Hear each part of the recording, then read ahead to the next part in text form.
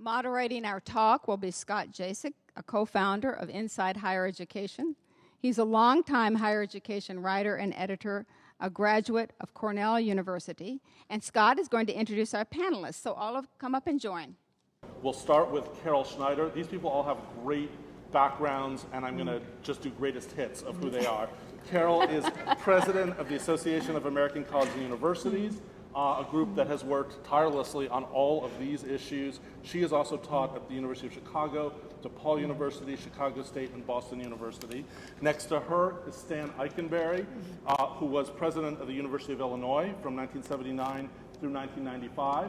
He's also a player on the national scene, particularly as a past president of the American Council on Education, and he's currently co-principal investigator of the National Institute for Learning Outcomes Assessment, which is looking at all of the efforts to measure what students learn. Then we'll hear from Shirley Malcom, who is Director of Education and Human Resources at the American Association for the Advancement of Science. Science education is undergoing a huge revolution right now, in part with the encouragement of the AAAS. And then finally, we will have Mika LaVaque-Manty, who is an Arthur F. Thurno professor and associate professor of political science and philosophy at the University of Michigan. As you heard earlier, the Thurno professorship is reflective of his expertise in teaching, and I got to hear last night about some great innovations that he has going on. So we'll start with brief 3-minute presentations from each of our panelists, starting with Carol. Well, good morning, and thank you very much for the opportunity to be here, and congratulations to the Center, to the University of Michigan for the huge and influential leadership that you've provided to excellence in undergraduate teaching and learning. I knew that I was going to be held to 3 minutes, and in the service of trying to say a lot quickly, I brought along a handout which some of you may have picked up, but whether or not you got it, I want to lift up the picture, which I'm sure you've all seen. It's Steve Jobs standing at Apple and talking about the intersection of technology and the liberal arts. And that it was that distinctive intersection, the creativity drawn from both parts, from the Michigan State a century ago and the 150 years ago, and the liberal arts colleges 150 years ago, drawing on both those traditions. That's been the source of creativity and innovation and leadership for American higher education, but for the American economy, and I would argue American democracy in its role in the world. And the thing that's so interesting to me, I'm the president of an association whose mission is advancing undergraduate liberal education, the kind of combination of the liberal arts and applied practical learning that this picture from Jobs illustrates. As the president of such an association, what is so striking to me is the disconnect between the kind of creativity that you just talked about, that I know is pervasive across the University of Michigan and all of the institutions, large, small, public, and private that are in this room. That's what we see at AAC&U. That's what we're proud to be part of, the work that you're doing to create that blend of big picture thinking and real world application, programs that take students out of their comfort zone and around the world. But all of this might as well not be happening as far as the policy discussion in American higher education is concerned. Everywhere. And it's some of your own trustees, I have to say, who go out and say, higher education refuses to change. So stuck, so resistant. The real enterprise, the real energy, of course, is coming from the for-profit sector. It's all online. It's those wonderful new courses that we can deliver for $99. That's the future. Ladies and gentlemen, I hope that's not the future. The technological revolution is important to our future, but it needs to be led by people like you, and it needs to be given voice by people like President Coleman, because our society is desperately in need of some guiding principles to govern our choices between productive uses of innovative teaching and learning technologies and destructive, devaluing uses of the same thing. And it happens, and Michigan's been part of this for a long time, as Lester Mons pointed out, in concert with my association and many others. We've been having a big dialogue across higher education about the most important aims and high effort, high impact practices that actually get us where we need to go in terms of high quality learning, innovation, creativity. Again, this handout captures the highlights of what educators themselves are saying are the most important forms of learning. We also know that we have a much higher degree of convergence with employers on those same, they never use the vocabulary of liberal education. We need to help them there.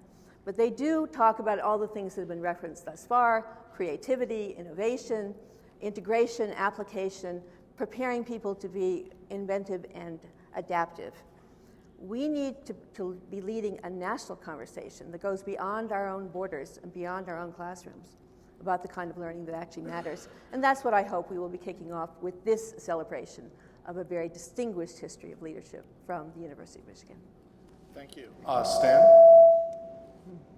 Well, thank you. It's a great pleasure to be back on this campus very soon, and thank you for your productive, provocative, and inspiring comments. I want to say also a special word of appreciation not only to CRLT, but to Bill McKeechee, sitting over here, who was recognized and honored earlier. I think he has served the University of Michigan incredibly well all of these years, but he probably himself has no idea of how many lives he's touched and inspired across the country in the meantime. Let me just say a quick word on 2 or 3 points. One, about the importance of undergraduate education and the topic that we're talking about today. Secondly, what it is that we mean by undergraduate education, because I think we have a considerable lack of clarity and consensus across the country on that very fundamental issue. And then finally, how we go about it and how we understand when we have been successful and we're moving forward, or where we're, in other words, how do we assess, how do we know the outcomes that we aspire to, in fact, are being achieved. The importance of undergraduate education really goes back to our academic DNA. You referred to Michigan State and the University of Michigan, but both were characterized in those very early days by a devotion to undergraduate education. And that's been true for virtually every college and university across this country. And it is the defining feature of what we do. It is the lens through which society views us and understands us and values us and supports us, primarily because it's through undergraduate education that we are touching and moving lives and transforming the society. We think of the importance of undergraduate education as it relates to the economy, and that is true, but more fundamentally, it relates to the very fabric and character of the society. And these were the points that Carol was making earlier. My concern on the definition or the consensus around the meaning of undergraduate education relates to the tendency to define what we mean by undergraduate education in increasingly narrow and instrumental ways. The Department of Education would have us believe that undergraduate education is defined by 120 credit hours and an appropriate amount of seat time. And even our academic colleagues too often tend to define undergraduate education in terms of content knowledge and skills of application, which are terribly important, but only the building block, only the foundation on which the kinds of things that President Coleman was talking about really can take place. So I think a more robust discussion on our respective campuses and nationally around the purposes of higher education, and particularly undergraduate component, I think is really something that needs to happen in this country. Part of the reason for that is what I think may be a revolution that's taking place in terms of the way in which higher education in this country is being delivered. We now have not only our traditional academic, not-for-profit institutions, but a rapidly expanding, proliferating for-profit sector. Mary Sue drew the distinction between technology and creativity, and that is being lost entirely in some of our new approaches, where we are getting a bucket load of technology with almost zero creativity attached to it. And let me just say, since Scott was kind enough to mention my association with NALOA, the National Institute for Learning Outcome Assessment, for the last half dozen years I've been trying to pay penance for my earlier sins as a university president by actually getting back into some of these fundamental challenges of teaching and learning. But the assessment, understanding, gauging, appreciating when we are in fact moving forward and when we in fact may be falling short, and having the evidence upon which to make smarter, more impactful decisions and to communicate our successes to the public. All of that, I think, depends on doing a better job understanding what students actually know and are able to do. We've made incredible progress as colleges and universities across the country in doing that over the last half dozen years, but we've got a big challenge, even greater challenge, I think, that lies ahead of us. Thank you. Shirley? Thank you very much. I want to add my congratulations to the center of the other panelists. I think that it's absolutely a phenomenal accomplishment, first of all, to keep anything for 50 years. Even a marriage. Even a marriage, especially a marriage. I want to really digress from the 120 credit hours kind of a perspective and offer a very personal perspective on the importance of undergraduate education.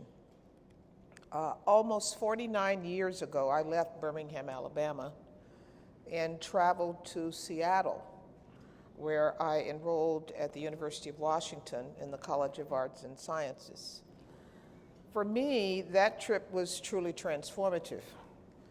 From under-resourced, segregated schools in a city in tumult to a sprawling university campus blessed on rare sunny days with the Mount Rainier effect, where I was often the only African American in my class. I learned to write. I learned to speak. I learned to see the world as something other than black and white. I learned to appreciate other cultures, and I found my passions. My undergraduate education was a lot less about what I learned than who I became. While getting to this point, I was almost a casualty of the weed-out courses, so famous on the science end of the campus. For me, it was freshman chemistry lab. I had another challenge as well. As a female student who was also a pre-med major at the time, I could not afford to slip. I was told this when I walked in the first day, that as a woman I would need grades that were much higher than my male peers to qualify for the coveted handful of seats that were reserved for females. It was a quota of around 10% during the time that I was making this journey. If I failed, the failure would be mine alone. And that was the way that I was made to feel. Fortunately, I was smart enough to ask for help. But I needed first to convince my graduate assistant that I wasn't dumb, just underprepared. He believed me, and when my grades skyrocketed from a 7 out of 20 to an 18 out of 20 in 1 week, he was happier than I was. The concept of weed-out courses in the sciences and mathematics is a long held tradition, unfortunately, still practiced in too many places. And in terms of engineering, you never got to see them because we flunked them out in science and mathematics. But in an economy that's based in science and technology, in a society that is dependent on advances in these fields, we have to expect that every student who enters higher education leave with a deeper understanding of the nature of science, of quantitative reasoning, the potential and limits of technology, and that means that we can't just write them off and weed them out. In addition, we must retain those students who come into the academy with interest and intentions towards STEM. We must be mindful especially of students for whom there have been weak traditions in these fields. A recent report from the National Research Council of a committee that was chaired by Freeman Hrabowski notes especially the failure to retain African American, American Indian, and Latino students who come in with every intention and strong interest in the sciences. So what do you do about something like that? And I think that the question is that one has to look and see how we work together as learner and teacher to try to recover. I have watched my colleagues in the science and mathematics begin to take on ownership of this problem and begin to come out and look at teaching tools, to begin to look at pedagogy, to begin to understand things about the science of learning and to try to do it differently. In our case, at AAAS, we worked with the National Science Foundation, for example, on an initiative that I think was a really important one in the biological sciences, where we have special challenges given just the size of the sheer volume of the amount of content and the lack of real discipline, as it were, in trying to decide what it is most important to teach. And I think that this notion of how we can utilize technology and engage in meaningful discussion about how we do it better is really the thing that it drives us all. Thank you. Mika? I feel a little out of place on this panel, but I'm very glad to be on it anyway. Last semester, I taught the second iteration of the 22 Ways class that President Coleman just talked about. My version of it was called 22 Ways of Thinking About the Games We Play.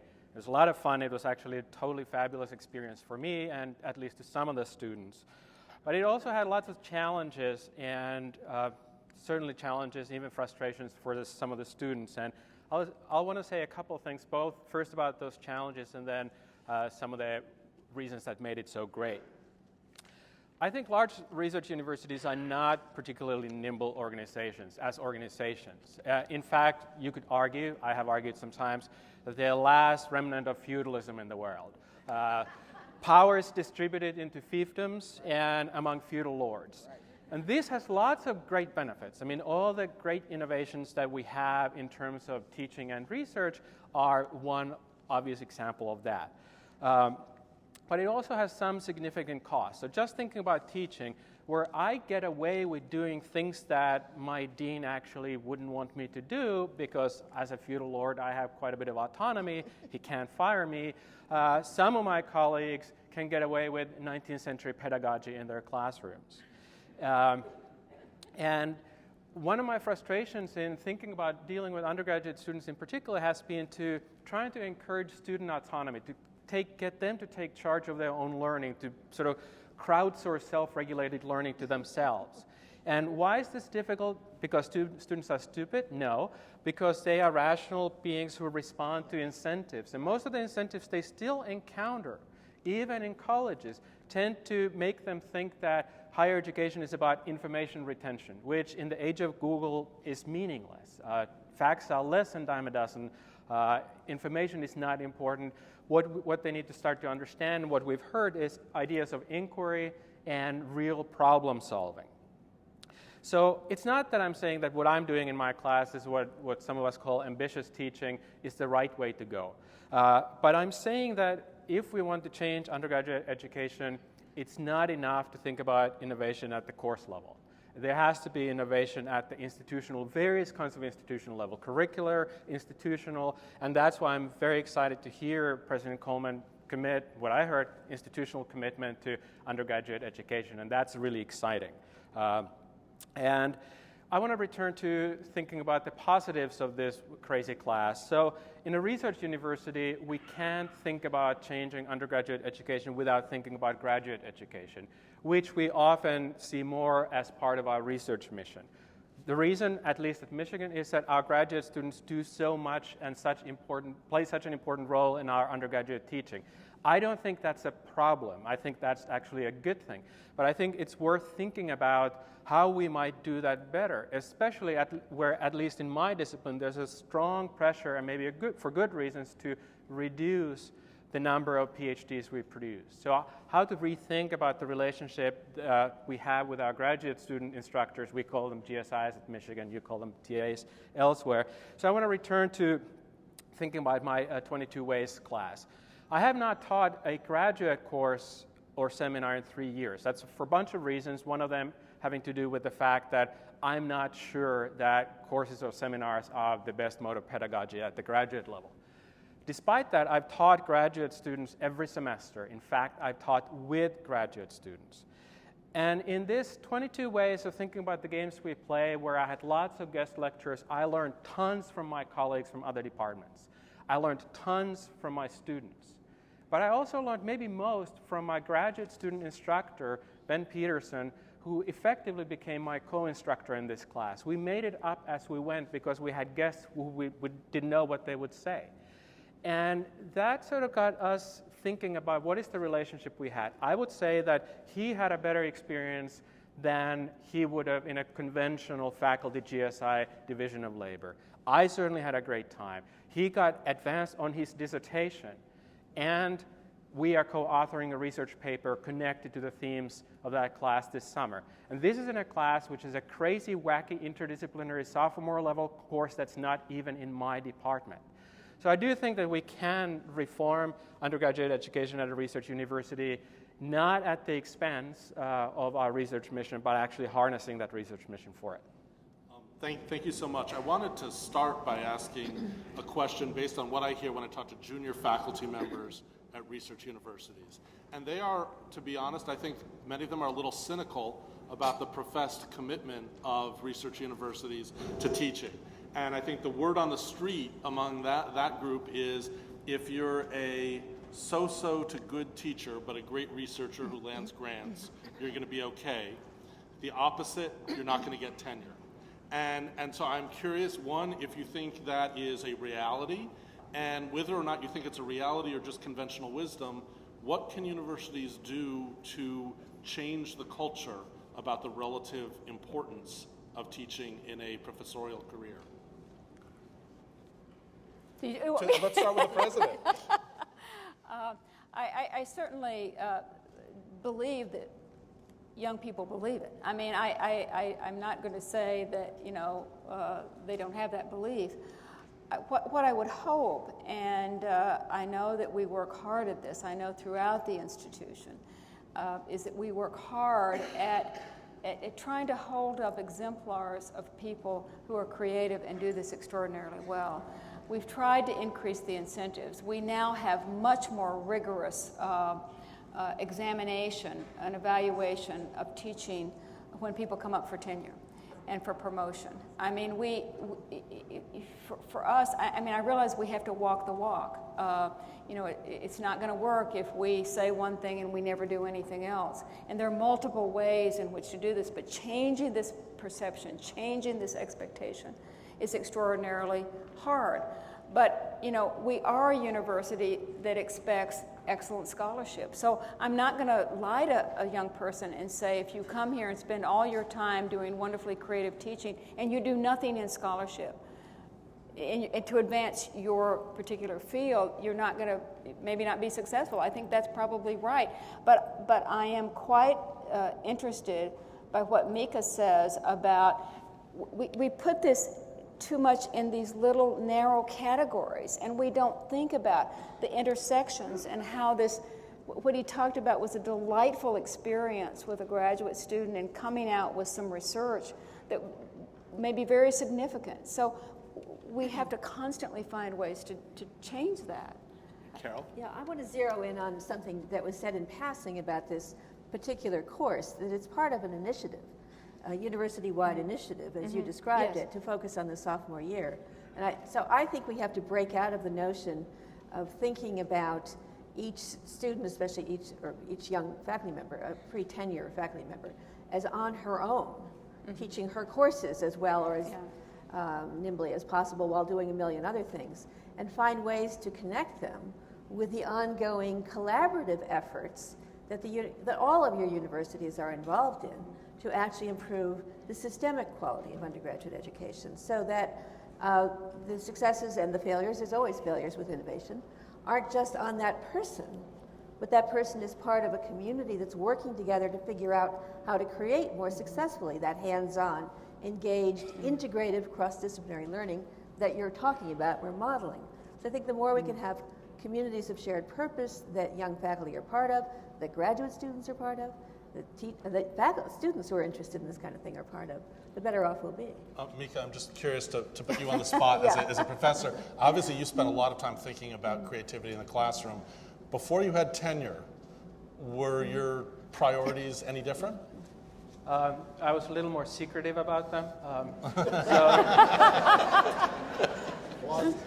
So I developed 9 new courses during my tenure track. That's probably more than I would recommend to a junior faculty.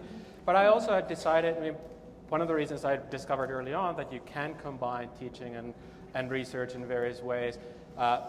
I feel, and I've heard the provost say this several times, that where we make a difference is actually through our teaching. I'm a political theorist. I'm not going to change the world through that. I'm going to change the world through teaching. So I enjoyed it, and I just decided that these are the terms in which I'm willing to pursue tenure. Other colleagues make slightly different choices. But I don't think I was atypical, and I published and did research and got tenure, and now I can be upfront about it that I think I'm out of the closet, right? But I think I'm not unique, but I don't think I'm modal in terms of junior. I'm thinking about the point you made earlier about those who still use a 19th century pedagogy, and the point that Shirley made about people who still embrace the weed out philosophy. A lot of what we're talking about here is how to generate excitement among those who take teaching seriously.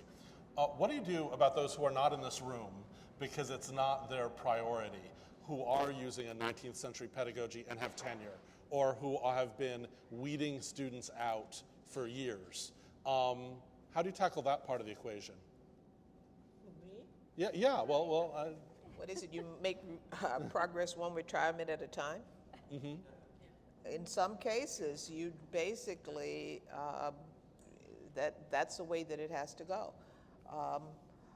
I like to think, however, that anyone will embrace change if they, in fact, see that it makes a difference with their students. And I think that is the driver that can lead even the most recalcitrant people to a center. I have one friend who was near the end of his time at the University of Washington, and he decided that he would try some of this. When you're looking like 4 or 5 years down the road that I'm going to step out of this, you feel like you maybe get a little bit more adventuresome. And he did, and he talked about it. He actually ended up writing a book about it and entitled Leaving the Lectern. But the interesting part was that he talked about all of his fears. And his fears were the fears that of doing this new stuff around engagement and having the students take charge of more of their own learning, that he wouldn't cover something that he was supposed to have covered. And I said to him, well, if you cover it and nobody learns it, it doesn't make any difference anyway. And then there is there are all of these things that people have to be kind of disabused of and have to allow themselves permission to think differently about it. But I do think that in many cases where they see a difference with regard to their students, they're willing to make the effort and go the extra mile. Yes, please. I just want to make a quick point because I think, and I agree with you absolutely, Shirley, I think people in their hearts want to do a good job. I don't think anybody wants to go out and be a bad teacher. And so, part of the notion is providing the help and that it's okay to go get help, and it's an expectation, it's not an exception. But I really think that some of these experiments that are going on now with these massive online courses, we talked about this a little bit before, that we will cause the professoriate to think about what is its relevance in a world where information transfer is no longer the currency. Forget it, it's over. You have to be an added value, and that's going to cause the kind of intellectual ferment that we have not seen in a long time. And so I think we're going to be hanging on to the tail. We're not going to have to drive this because the self-interest of faculty will come to the fore. So building on that, so Michigan has just announced it's going to be part of Coursera. Right. Harvard and MIT introduced edX. So you have these very prominent universities drawing attention to superstar instructors, teaching not for credit. Right. So what impact do you see this having to all of you? Do you see this having on the role of teaching at research universities? You have greater prominence to teaching, but you also have teaching a lot of people who aren't your students. How is this going to change the role of the research university and the teaching that goes on to your credit students? Well, I think it's going to cause a lot of introspection of the faculty about what their role is, and it's a different role. And I think it's going to lead to a lot of this creativity. And I was just going to echo that. I think President Coleman has already given us the sort of organizing principle around which to think about the implications of these developments and experiments. It's one thing to have a superstar professor online doing a marvelous job with his or her lectures, accompanied by some fairly minuscule multiple choice tests to see whether or not you grasp the concepts, and something else to invest and recommit explicitly and publicly to our value added as the place where people learn how to evaluate different kinds of information, to bring together concepts from different disciplines, learning from the field along with academic learning. This is a research university. Its stock in trade is inquiry, investigation, research, advancement of knowledge, and those things cannot be delivered. I did not learn how to do research myself by sitting in lectures. I learned how to do research by doing research under the supervision of people who knew something about what a good argument was versus a bad argument, and eventually I began to internalize those standards. That's our value added, and we have to be much more explicit about insisting that the superstar lecture is the least of it. Yeah. I was reading books by superstar people 50 years ago. That didn't make me knowledgeable. What made me knowledgeable was effortful practice, and that's the value added of the research university and of higher education generally. We have to be out there insisting that information delivery, no matter who's doing it, is only a small part of what's valuable. Stan? I think it's easy to overestimate the potential impact of some of these new initiatives, including the two that you mentioned. On the other hand, my intuition is that this transformation, the impact here may be quite considerable, and I think it's for two reasons. One, of course, is that the technology now is so much more nimble and more creative, and the difference between creativity and technology, I thought was that you pointed out in your comments is so crucial. But there is a lot of creativity in these new technological systems, particularly as they're joined by the science and technology of human learning and the feedback that they get from the students who are in these systems, which has been pointed out quite properly as one of the greatest benefits of them is we're going to learn an awful lot about how students learn. But the second piece that I think that suggests to me that these initiatives may be more transformational than we may imagine is higher education financially, both in public universities and private universities across this country, is financially fragile at this point, vulnerable at this point. Endowments of all of our institutions, independent and public, are in a weaker state today than they might have been 10 years ago. And the level of debt that students are accumulating now as tuition charges have increased, all of that, I think, is creating a new set of economic forces that leads a lot of people to wonder, well, is our current system, is our current business model, a term I hate, but nonetheless, is our current business model any longer sustainable? I think if you join these two mega forces, you have a situation emerging that suggests that maybe, in fact, this is going to be a period of very significant change. So understanding what it is that we want to achieve through undergraduate education and then gauging our success as we move along, I think both of those challenges will be greater now than they ever have been in the past. Shirley? I actually think that the two issues might solve each other. I mean, that Maybe. I serve as trustee of two institutions, and it's, for some reason, I must have done something bad in a former life. I serve on the budget committees of both. So I have to recommend increases in tuition and have to look at how to kind of get out at the end of the year with not in red ink, and those are real challenges right now.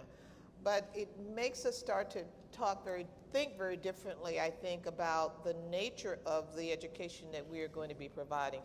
If, in fact, it's not about the delivery of content and is instead about the engagement with ideas, that some of those ideas actually have intellectual value in the sense of intellectual property value.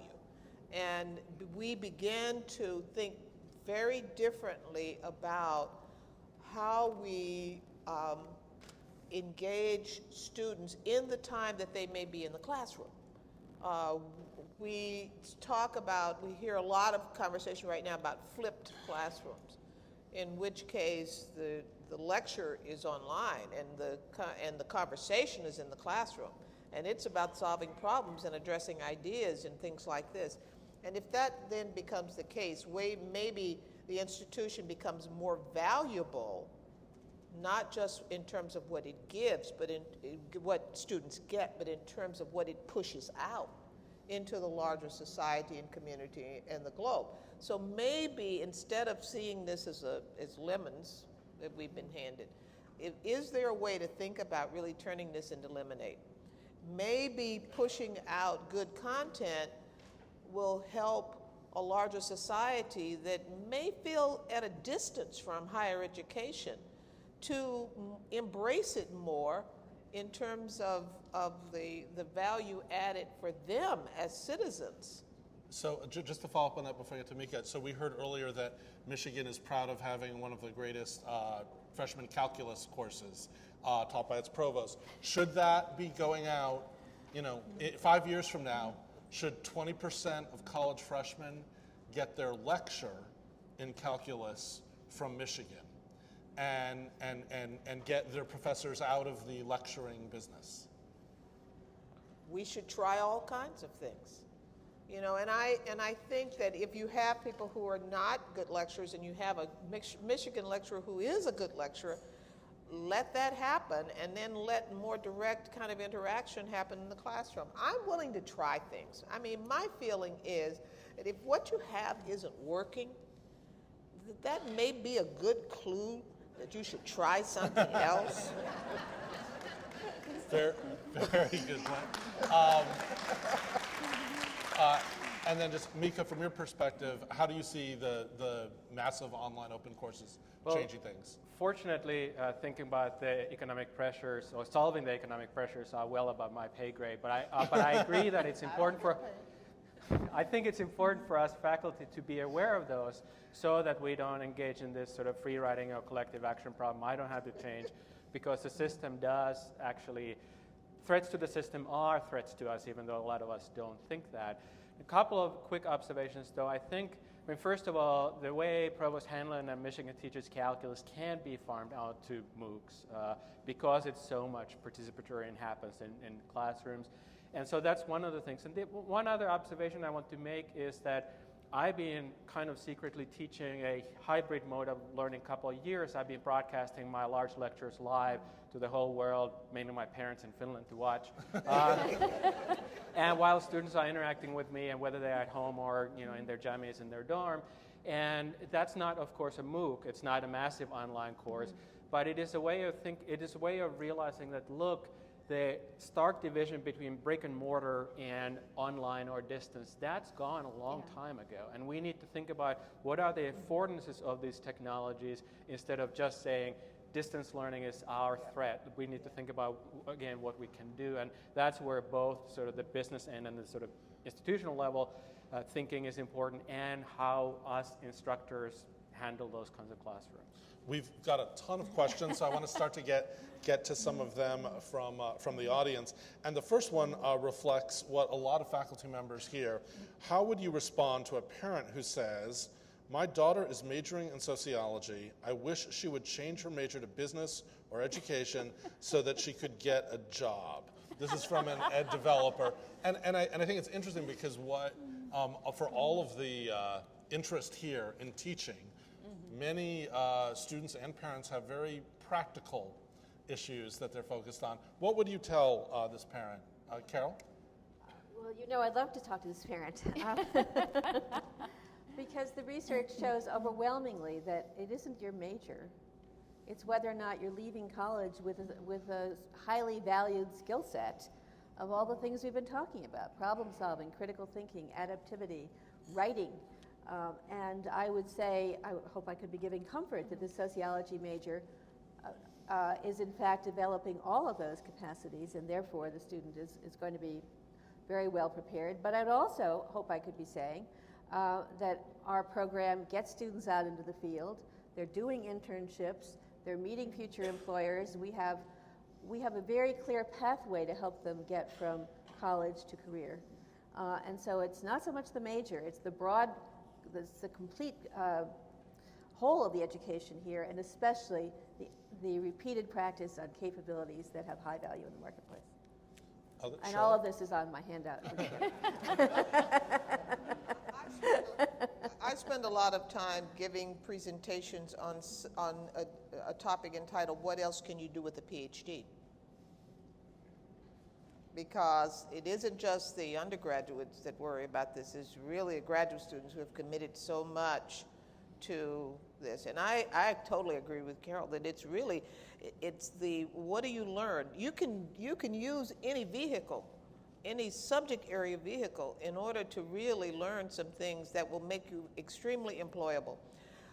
When I go to hire someone, the usual problems that I have is not that they don't know how to do whatever task it is that I want. They may have issues with regard to communications or writing or working with teams or getting along with other people. And if we talk to our employers in industry, oftentimes they will talk about the fact that what's missing in so many of these cases are what others fondly call soft skills, but in fact they are absolutely critical to being able to function. And so I am fine with people developing their skills through whatever they can be passionate about, but in fact then developing the skills. Mika? Yeah, I agree with both of those things, and I've had to say the same to parents, but I just want to remind us that shouldn't become the boilerplate excuse for some of us, because I'm a philosopher and political theorist. It's a discipline where the research work is very monastic and solitary, and the one thing that some conventional liberal arts disciplines don't do particularly well, because their own research modes don't involve that, is collaborative work. And we do need to, we can't just say liberal arts education is really going to be good for your kids, don't worry. We need to think about what are the things that we actually haven't been doing particularly well. I'd just like to say something there. I'm finding more and more young people who are doing either double majors or they're doing their passion and then something that they think is going to give them some practical skills so they get it. I mean, the young people get it and they are moving in that direction. And of course, I believe absolutely about the writing, the speaking, the presenting yourself, how you do it, and internships, all of that is true. But I think this is not lost on our young people, and I think they do a pretty good job of finding ways to do both. Well, the next question is actually about the young people. How do the attributes of the targets of our teaching, meaning the millennial student, impact our pedagogy?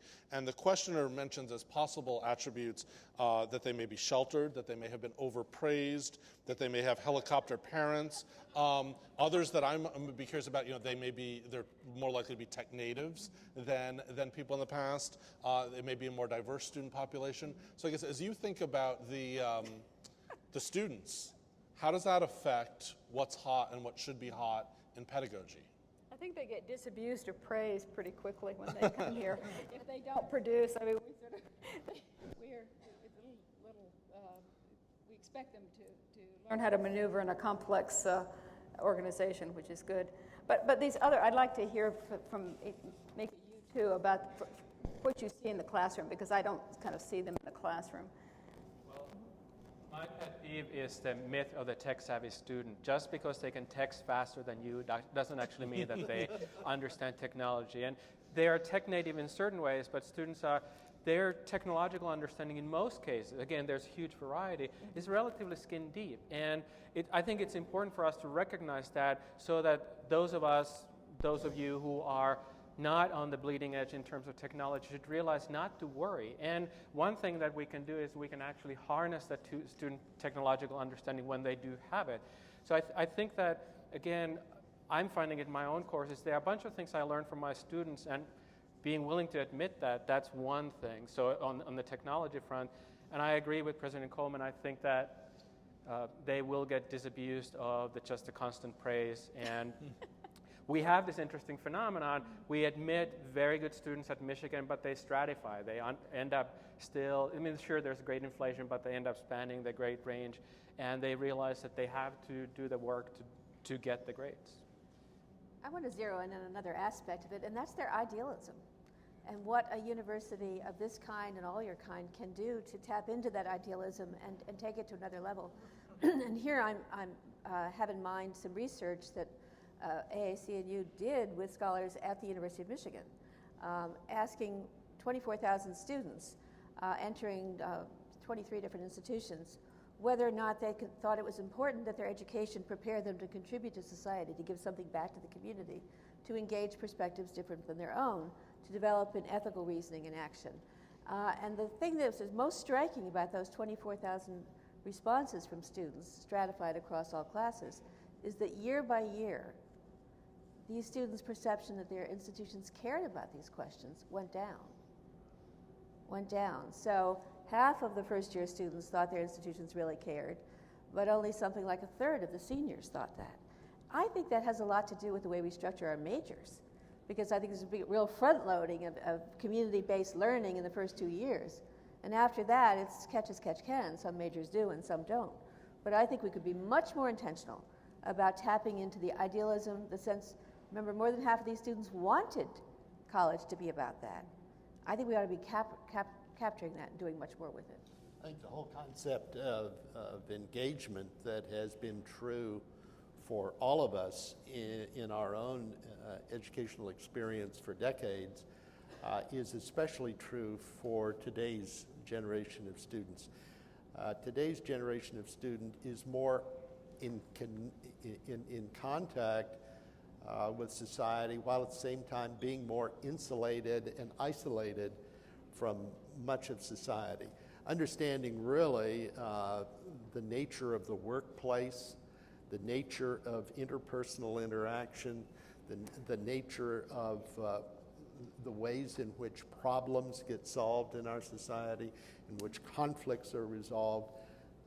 Today's students coming onto our campuses, frankly, are not well connected with these very fundamental skills. And I think the opportunity to engage students, not just in their subject matter, but engage them in campus life and societal engagement while they're still students, I think will be the greatest contribution we can probably make to their development as human beings, not just history majors or philosophy majors, but healthy contributors to the society. Shirley? I have a real great concern. The students who come to school today were more likely to be in schools that were more segregated than they were 15 years ago. They were likely to come from neighborhoods that were more segregated. They were likely to be isolated from the kind of social ills that, and they can be led to the notion that it's somebody else's problem, or it was because people didn't work hard enough, or didn't whatever it was that it happened to be the case.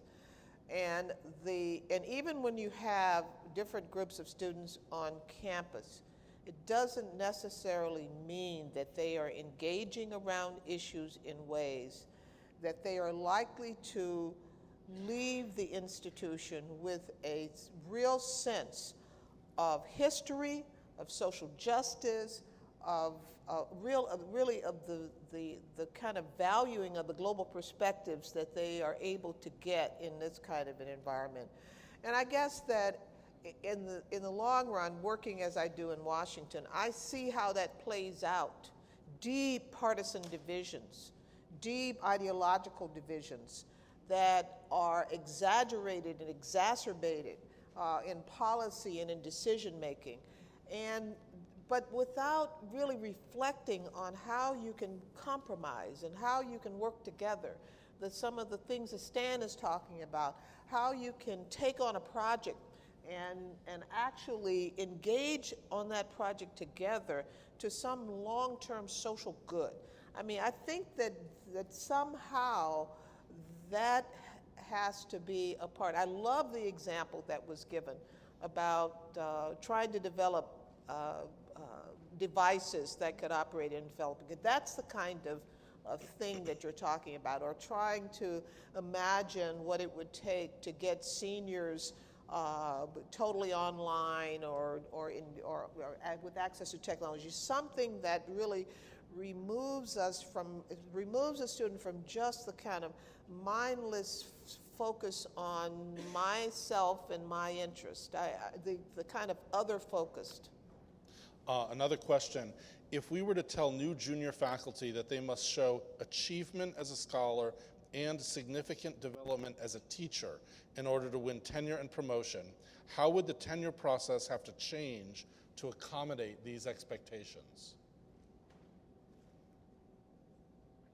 Anyone? I want to ask you a question, and that is, what about the process? Because there's the input side, right, in terms of what would you accept as evidence, but then there is the decision side. Who would be making those calls? Well, let me focus on the part that's significant development as a teacher. Research is evaluated based on publications, grants won, awards won. If you're looking at, and obviously institutions look at teacher evaluations, but how do you feel that research universities are doing at evaluating the growth of a teacher? Well, I'd like to. I think we've made progress in many areas, not maybe as much as we should, but we've made progress. You know, first of all, faculty need to be encouraged from day one that there's help and that it's okay to get the help, and that we expect them to get the help, that it's not because we didn't think they were deficient when they came into the institution. So that's number one. Number two, we have to have effective ways to have peer evaluations of teaching. I mean, you know, students, yes, there's a germ of truth in what they do in teacher evaluations, but I will tell you, I was a professor for many years, and I would look at my teaching evaluations, and I was always from the best teacher they ever had to the worst they could possibly imagine. Now, how am I going to, that isn't very helpful. that those student evaluations are not terribly helpful. They could, be more, but you really do need an intentional way for the department to take on this role. And if we're going to say you have to show significant development as a teacher, okay, then give help and evaluate me on what I've done. I mean, that we do that in research, we should be able to do it in teaching. And I think we do maybe some of it, but not as much as we should. Well, to repeat what I said before, I think a lot of this discussion tends to be misconceived in that we end up talking about the teacher in his or her course and classroom. Yeah, right. And what we're really trying to shift to across American higher education is a focus on the learner and how much progress they are making and gaining the capacities that they need for citizenship, for careers, et cetera, et cetera. So one of the things we could be looking at, but rarely do, is whether or not the actual assignments in said teacher's course were well designed to connect to the goals of the program. I'm assuming, perhaps optimistically, that the institution has some campus-wide goals that they want all students to achieve, and that the program is linked to those. And so the question would be, is the faculty member putting exercises before students, assignments, projects that are building capacities, not just to show that this was a good course, but to help the student develop a portfolio of achievements and demonstrable capacities that they need and we need. So to my mind, probably 3/4 of our approach to this whole thing is outdated and needs to stop focusing just on the individual, but on the collaborative, the university as a collaborative, which is building certain capacities that society needs, and how well the learning is organized to help people achieve that. Mika? I wanted to add quickly to that there is one of the exciting moments we have right now is the new ways of thinking about how we evaluate teaching and learning across exactly outside of classroom. And technology makes possible sort of new ways of thinking about big data and learning analytics. We have in fact, task force on campus trying to think about that. I think there's widespread agreement that the current teaching evaluations, which are really customer satisfaction surveys, are inadequate. Customer satisfaction is important for lots of reasons, because if you're happy, you'll probably learn more, but it's not an evaluation of learning, and so we need to get out of the classroom, think about student careers. So Carol mentioned portfolios in general, so students to track their own learning, and institutions, units, departments to track what happens in their classes, and the single great or bad teacher model, we need to get away from that. Stan, you wanted to? Well, I'm just going to say on this, these very difficult academic personnel decisions, tenure being perhaps the most obvious.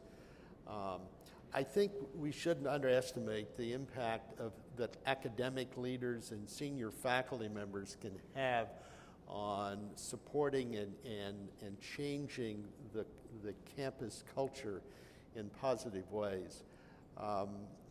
Sometimes, if tenure is left as a self-executing process, a lot of the problems that we're talking about are likely to evolve. But to the extent presidents and provosts, deans, academic department heads and chairs and senior faculty especially, the university, like the University of Michigan or Illinois, very large, complex, highly decentralized places. And so quite different cultures develop within different departments and different colleges. Understanding those differences and intervening in constructive ways through academic leadership, I think is a challenge that every president, every provost, every dean ought to embrace as an opportunity to improve the whole enterprise. We have another question here looking to the future. How should we prepare the next generation of college and university professors? How important should learning about teaching and learning be in their graduate programs? What should the institutional commitment be? So how would you change graduate education, basically? Well, I'd start, those of you who know AAC&U and my work know what I'm going to say. I would start by addressing the broad aims of a liberal and liberating education. There are very few graduate programs that ever introduce students to the broader philosophy of education that has made America the leader in the world. And to my mind, one of the oddities of the current moment is that as our society is pulling back from its liberal arts tradition and peeling away from it, Asia is embracing it with enthusiasm. I'm going to Asia next month to tell them how to do liberal education better. There's something weird about this. So our graduate students really need to be located in the broad philosophy and its evolution, because it's a changing history that has made us great and can keep us great. And then a lot of time needs to be spent indeed on the practices that actually help students achieve the kinds of outcomes that characterize great learning, great education. And I want to second what Mika said before about the importance of portfolios. I think getting graduate students involved with the basic question, what ought to be in a student's portfolio? How do we help students learn from their own portfolio? How do we learn from our portfolios?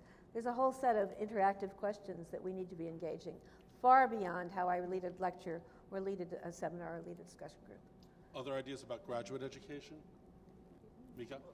So one possibility is that, again, if we move away from thinking about content to thinking about modes of inquiry, graduate students are people who are relatively advanced but still in some ways novices of thinking about what it means to pursue inquiry. And I think that there's nothing wrong in thinking about graduate education and connecting that to undergraduate education, connecting those. So imagine a course which has a faculty supervisor, has, say, 5 sections, 5 graduate students, each of whom are thinking about and teaching to the undergrads in some ways about what they're researching, not because the content matters, but thinking about what does it mean to come up with research questions, what are the methods, what kinds of pursuits there are. So that's a mode for the graduate students to engage in what it is that they're trying to do, and at the same time teaching undergraduates. And again, that's one of the reasons why I don't think that graduate seminars, at least I had some good graduate seminars, but I didn't learn anything from them in graduate school. I learned from my peers, I learned from doing the work. Let's think about graduate education on that model, and I think that then it's making them better scholars and better teachers. Shirley? I think one of the challenges that we have is to really come to understand what are the things they're going to be asked to do once they have joined, if they join the academy. And that they need some idea, some opportunity to practice those things. And those things include teaching. I first TA'd when I was an undergraduate, and they ran out of people. And then, as for so many women who really aren't sure that they're going to be able to finish, so they always do have a fallback position. And I took the courses on methods of teaching in the biological sciences so that I could be able to teach at the high school level, and actually taught high school. And one of the things that I found was that part of it is teaching and being able to actually practice that teaching and having someone actually respond to you and talk about, give you feedback. But there are other parts of your job. One is that of mentoring. How are you going to actually help someone else to do their job? And this is one of the opportunities where you have a graduate assistant who is engaged with a group of students. And not all of and they could come to know them well. And not all of the mentoring, though, that goes on is just about the content. And so the notion of how do you engage with someone who is thinking about whether or not they want to stop out or continue or they're not doing well, what is your reaction to these people? How do you give people an opportunity to practice these other parts? There may be organizational issues that can get them ready for service, graduate student associations, et cetera, et cetera. So I think it's a lot more complex than just learning how to work the machine and think about the problem, and even doing that in teaching.